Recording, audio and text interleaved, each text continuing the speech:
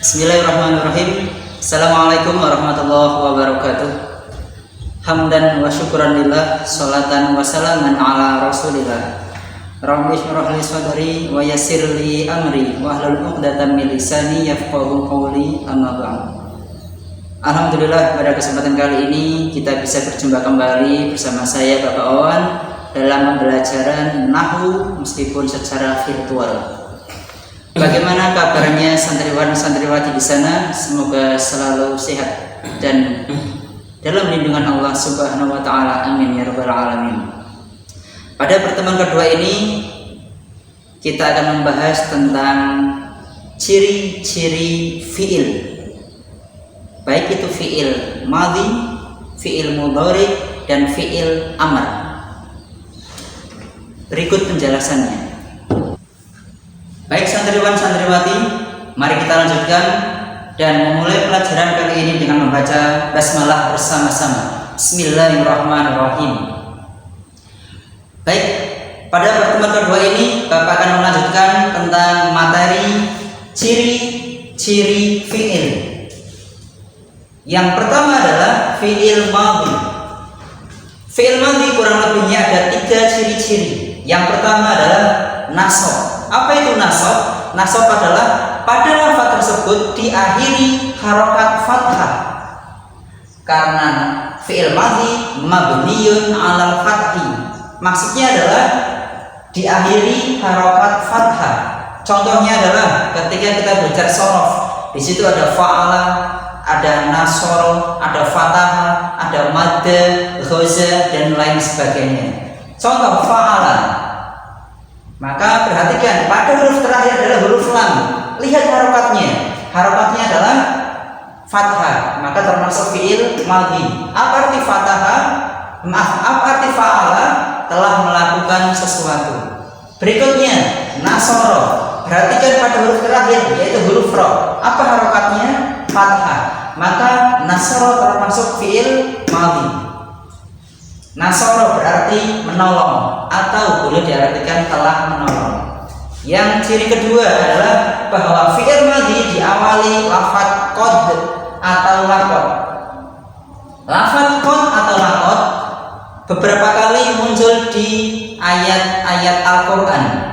Salah satunya adalah dalam surat tentang Rasulullah. Laqad kana lakum fi Rasulillahi uswatun hasanah. Maka lihat pada kata laqad. Nah, maka lihat ciri fi'il madhi adalah diawali oleh lafadz qad atau laqad. Setelah lafadz laqad maka inilah yang termasuk fi'il madhi. Kana fi'il madhi, kana yakunu. Setiap kata yang diawali oleh laqad atau qad berarti termasuk fi'il madhi. Berikutnya diakhiri oleh huruf tak sukun atau tak sakinah yang bermakna muannas atau perempuan. Contoh,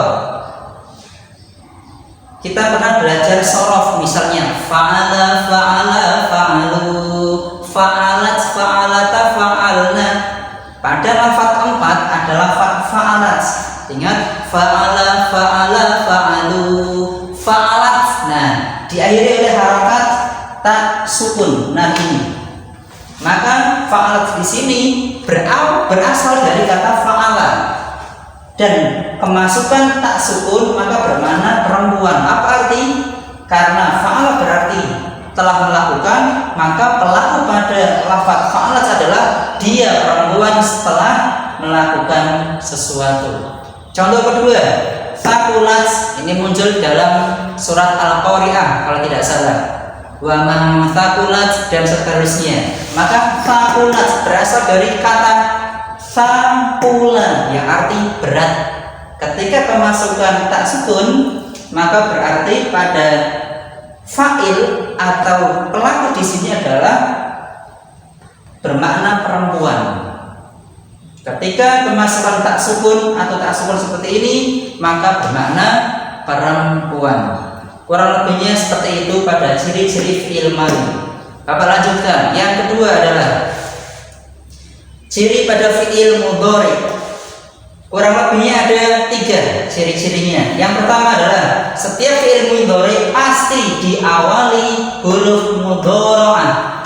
Huruf mudhari'ah ada 4, yaitu alif, nun, ya, dan ta. Kalau kita singkat menjadi Anita, alif, nun, ya, dan ta. Contoh, kita pernah belajar yang namanya yaf'ulu, yaf'ulani, yaf'uluna, dan seterusnya. Maka lihat huruf paling awal, yaf'ulu, yansuru. Lihat huruf paling depan, diawali oleh ya juga. Maka setiap fi'il mudhari setiap fi'il yang diawali oleh alif, nun, ya atau ta, maka di situ insya Allah namanya fi'il mudhari. Yaf'ulu sedang melakukan sesuatu, yansuru sedang menolong. Berikutnya, yang kedua adalah diawali oleh huruf sa atau lafaz saufa. Ini muncul di beberapa ayat. Misal dalam surat An-Naba, kalla saya'lamun.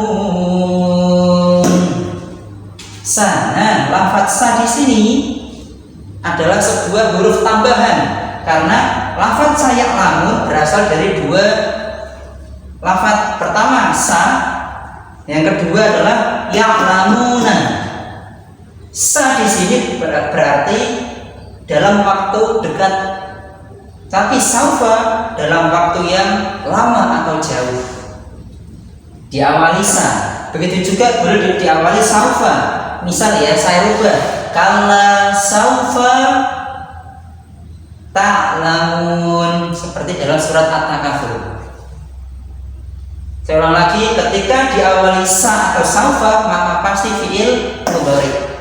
Yang berikutnya, yang ketiga adalah ini jarang muncul tapi ada, diawali oleh lafaz qad.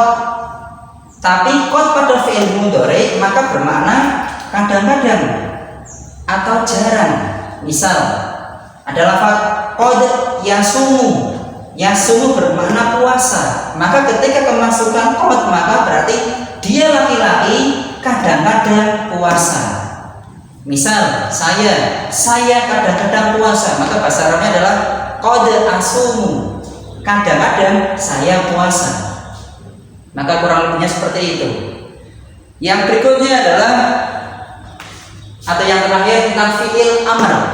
Ciri-cirinya kurang lebihnya ada 2.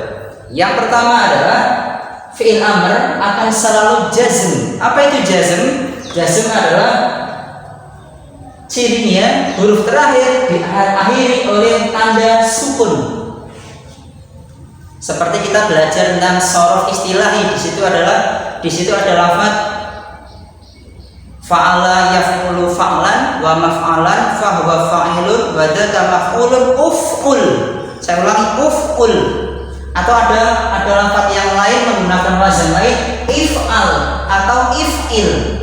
Pada wazan fa'ala yaf'ulu maka fi'il amrnya adalah uf'ul. Kita pernah belajar pada kelas 7 yang lalu. Uf'ul. Ada juga yang mengikuti wazan if'al, ada juga yang if'il. Bedanya adalah huruf ketiga, ada yang dhamma, ada yang fathah, ada yang kasroh, dan ada bentuk-bentuk yang lainnya. Hanya saja Bapak kasih contoh yang 3 saja yang familiar untuk kelas 8. Maka contoh kata yang mengikuti rumus atau wazan uf'ul adalah sajada yasjudu, maka fi'il amrnya selalu usjud. Usjud. Cirinya sukun karena pelakunya tunggal. Usjud, sujudlah kamu hai laki-laki. Usjud. Kemudian idhab, pergilah kamu wahai laki-laki, karena pelakunya tunggal yaitu anta, kamu laki-laki. Kemudian ijlis, duduklah kamu wahai laki-laki. Nah, beda lagi ketika pelaku yang kita suruh adalah perempuan, maka kita menggunakan kategori ciri yang kedua yaitu B. Terdapat huruf ya mukhatabah. Ya mukhatabah adalah huruf ya yang muncul atau nempel pada fi'il amr yang menyatakan kamu perempuan. Contohnya adalah misalnya kata usjud. Sujudlah kamu wahai laki-laki, maka ketika kita menyuruh seorang perempuan maka berubah menjadi usjudi pakai kasroh. Misalnya ada lafaz nasoro yang suruh, maka fi'il amarnya adalah unsur, tolonglah. Maka ketika pelakunya perempuan maka ditambah ya sukun di belakang, maka berbunyi unsuri, unsuri ya Fatimah misalnya, tolonglah.